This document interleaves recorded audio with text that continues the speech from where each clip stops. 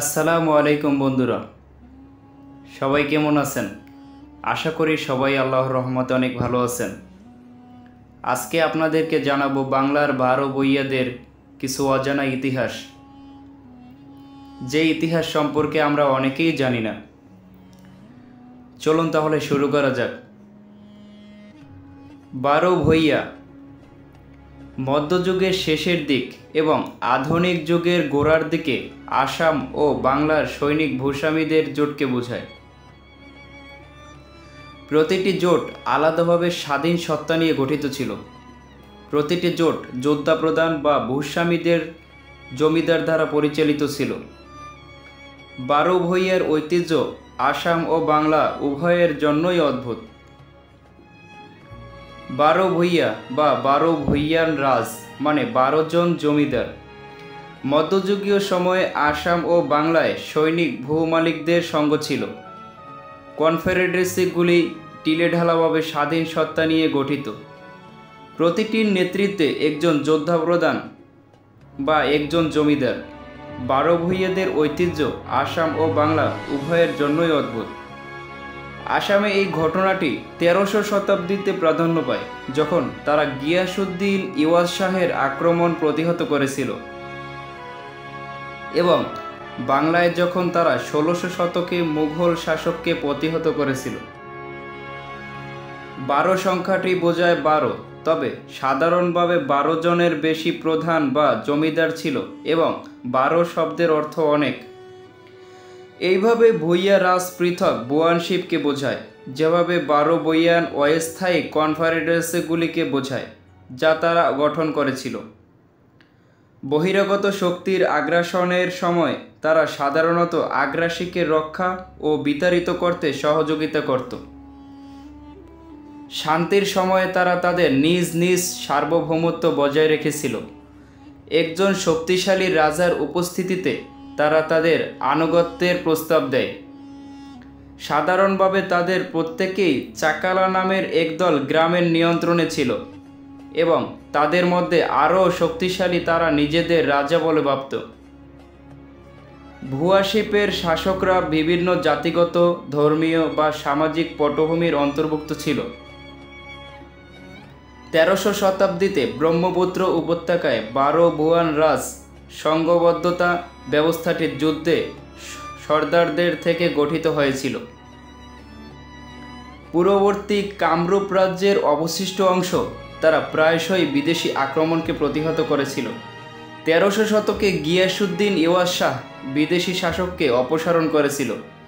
1600 শতকে হোসেন শাহ এবং কখনো কখনো রাষ্ট্রীয় ক্ষমতা দখল করেছিল। 1400 শতকে আরিমত্তা তারা ব্রহ্মপুত্র নদের দক্ষিণ তীরের কাছারি রাজ্যের পশ্চিমে এবং উত্তর তীরে চুটিয়া রাজ্যের পশ্চিমে অঞ্চল দখল করে। এর মধ্যে নগাঁও, দারাং এবং শোণিতপুর জেলার এলাকা অন্তর্ভুক্ত। পরবর্তীকালে 12 ভূঁইয়া শাসন 1600 শতকে শেষ হয়, কারণ তারা পশ্চিমের কাছারি রাজ্য এবং কামাতা রাজ্যের মধ্যে চাপা পড়েছিল এবং ধীরে ধীরে পূর্বে সম্প্রসারিত আহোম রাজ্যের দ্বারা পরাভূত হয়েছিল। বাংলায় 1600 শতকে সোনারগাঁয়ের ঈশা খানের নেতৃত্বে সবচেয়ে বিশিষ্ট 12 ভূঁইয়ান কনফেডারেসি ছিল, যেটা মুঘল সম্প্রসারণের প্রতিরোধ হিসেবে এই অঞ্চলের বঙ্গীয় সালতানাতের বিচ্ছিন্নতার সময় আবির্ভূত হয়েছিল। তারা ভাটি এবং বাংলার অন্যান্য অঞ্চলের জমি খোদাই করে 12টি প্রশাসনিক ইউনিট বা দ্বাদশ বাংলায় পরিণত করেছিল। 12 ভূঁইয়ারা ধীরে ধীরে মোগল আধিপত্যের কাছে আত্মসমর্পণ করে এবং শেষ পর্যন্ত সম্রাট জাহাঙ্গীরের শাসনামলে বাংলা সুবাহের গভর্নর ইসলাম খান প্রথমের দিকে নেতৃত্বের নিয়ন্ত্রণ হারায়। বন্ধুরা, এবার আমরা জানব আসামের 12 ভূঁইয়াদের ইতিহাস। এপিগ্রাফিক সূত্রগুলো ইঙ্গিত করে যে কামরূপ রাজ্যটি 9ম শতাব্দীতে বিভক্ত অবস্থায় প্রবেশ করেছিল, যখন জমি দানকারীকে পুলিশ, রাজস্ব এবং প্রশাসনিক অধিকার প্রদানের প্রথম প্রথা প্রচলিত ছিল। এর ফলে রাজা এবং তার প্রজাদের মধ্যে এক শ্রেণীর স্থল মধ্যস্থতাকারী সৃষ্টি হয়, যার সদস্যরা কেন্দ্রীয় প্রশাসনিক অফিসের অধিষ্ঠিত ছিল। তাদের নিজস্ব জমিনের সাথে অর্থনৈতিক ও প্রশাসনিক সম্পর্ক বজায় রেখেছিল। যখন কামরূপ রাজ্য অবশেষে 1200 শতকে পতন ঘটে, অমলেন্দু গুহ দাবি করেন যে 1300 শতাব্দীতে কামরূপ সর্দারদের খণ্ডিত দেহাবশেষ থেকে 12 ভুয়ানের উদ্ভব হয়েছিল। তা সত্ত্বেও সমস্ত স্থানীয় কামরূপ প্রশাসক সমস্ত বহিয়ান হয়ে ওঠেননি এবং অনেকেই উত্তর ভারত থেকে পরবর্তী দিনের অভিবাসী অভিযাত্রী ছিলেন। যদিও 12 ভুইয়ানদের উৎপত্তি অনেক কিংবদন্তি বিবরণ রয়েছে, এই বিবরণগুলি প্রায়শই অস্পষ্ট এবং পরস্পর বিরোধী। বন্ধুরা, এবং এখন আমরা জানব আদি ভুইয়া দল সম্পর্কে। এই আদি গোষ্ঠীকে প্রায়শই আদি ভুইয়া বা পূর্বপুরুষ ভুইয়ান হিসেবে উল্লেখ করা হয়। 17 শতকের শেষের দিকে রচিত আদি পারিত্রই একমাত্র পাণ্ডুলিপি যেখানে আদি ভুয়ান গোষ্ঠীর উল্লেখ রয়েছে।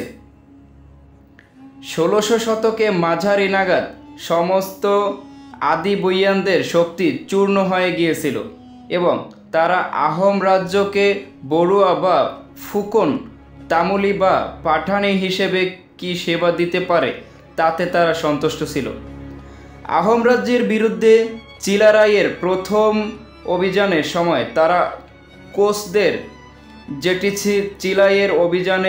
তারা কোচদের যেটি জিতেছিল তার সাথে একত্রিত হয়েছিল।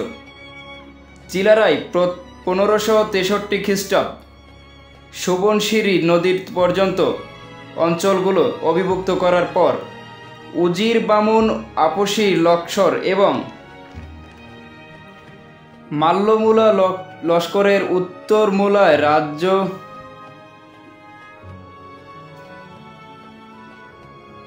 রাজখোয়াক হিসেবে নিযুক্ত করেন। এই দলটি শেষ পর্যন্ত 1623 সালে প্রতাপ সিংহের দ্বারা বশীভূত হয়, যিনি তাদের ব্রহ্মপুত্র নদীর ধারে স্থানান্তরিত করেন। সারু ভুইয়ারা, যারা 12 ভুইয়াদের সাথে বিবাদের পর পশ্চিমে চলে গিয়েছিল, তারা সুমন্তের জ্যেষ্ঠ পুত্র কানভাজারের কাছে কান্দিভারের বংশের পরিচয় দেয়, কিন্তু এটিকে বিশ্বাস করা হয় না। বন্ধুরা, এবার আমরা জানব পরবর্তী গ্রুপ সম্পর্কে। পরবর্তী 12 ভুইয়া ব্রহ্মপুত্র নদীর দক্ষিণ তীরে পূর্বে কাছারি রাজ্য এবং পশ্চিমে কামাতা রাজ্যের মধ্যে নিজেদেরকে আবদ্ধ করেছিল।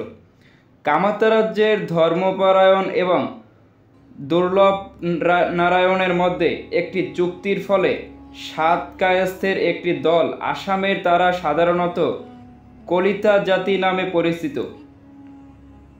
লঙ্গামাগুড়ির লোকেরা জানতে পারে যে ভুটিয়ারা প্রতিশোধ নিতে একটি দল আক্রমণের উদ্দেশ্যে পরিকল্পনা করেছে।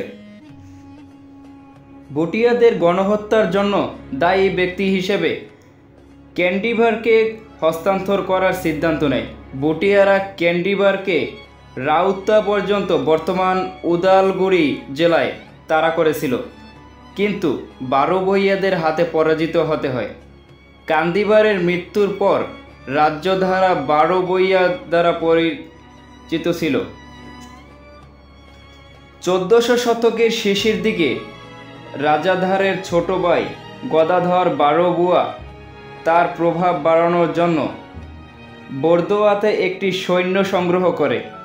5 ভুইয়াদের একটি দল পরে ক্যান্ডিভারা গ্রুপে যোগ দেয়। যথাসময়ে এই ভুয়াদের সদস্যরা শক্তিশালী হয়ে ওঠে এবং নগাঁও অঞ্চলে তাদের পূর্বে কাছারিদের বিরুদ্ধে চেপে ধরে। 1600 শতকের প্রথম চতুর্থাংশে তাদের ব্রহ্মপুত্রের উত্তর তীরে বোর 12 ভুয়ান গোষ্ঠীর পশ্চিমে একটি অঞ্চলে স্থানান্তরিত হতে হয়েছিল। প্রিয় বন্ধুরা, আজকের মতন এখানেই শেষ করছি। এরপর আপনাদেরকে জানাবো বাংলায় ভুইয়াদের শাসন। সেই পর্যন্ত পাশেই থাকবেন। চ্যানেলটি সাবস্ক্রাইব করবেন, লাইক করবেন, শেয়ার করবেন এবং কমেন্ট করে আপনার মূল্যবান মতামত জানিয়ে যাবেন। ধন্যবাদ সবাইকে।